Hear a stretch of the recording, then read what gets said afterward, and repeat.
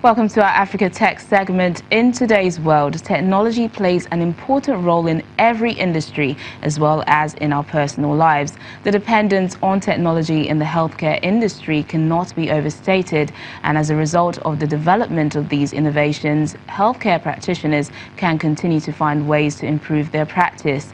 These advances in medical technology are often very beneficial because they can save patient lives, save time, or even save money.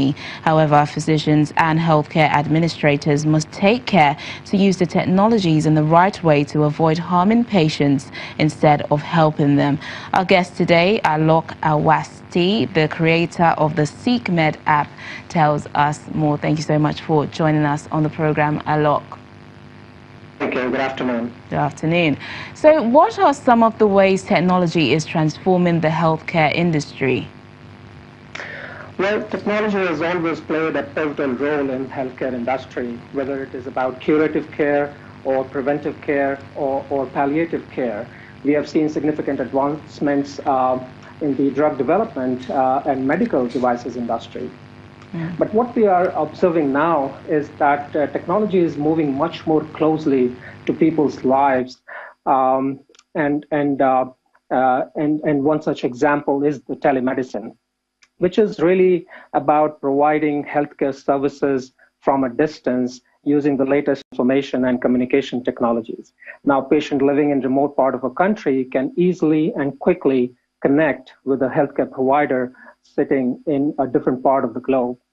And that is something that we are doing as part of SeekMed platform, where patients can easily search a doctor, send online appointment request, have a video consultation, make online payment, and receive doctor's support online, all by sitting on the comfort of a home. Earlier this year, the World Health Organization published its draft global strategy on digital health, which puts digital health initiatives and greater use of tech and health information systems at the heart of achieving affordable and universal access to care. How soon do you think Africa can latch onto this? Well, so healthcare challenges affecting developing world, not just in African countries, but also in Asian countries, mainly revolve around three factors: accessibility, affordability, and quality care. And what we are seeing in Africa is that the penetration of internet is looking very solid and is getting better every year. Use of smartphones is becoming very popular. So people are very active on social media platforms such as Instagram and Facebook, and they're open to new ideas. So I believe with the combination of right messaging, people can start gaining the experience from the transformative nature of these healthcare initiatives and really benefit from that. We are in African countries where the medical and healthcare or hospital network is not adequate. The telemedicine services or offerings can really bridge the gap where patients don't have to travel to long distances or wait for long hours to get the right medical health.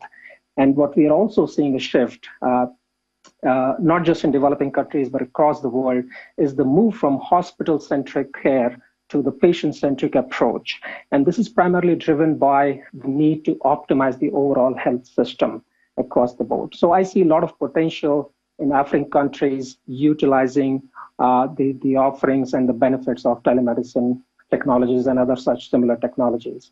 Well, Alok, is there a regulatory body to help monitor these developments and ensure the safety of patients?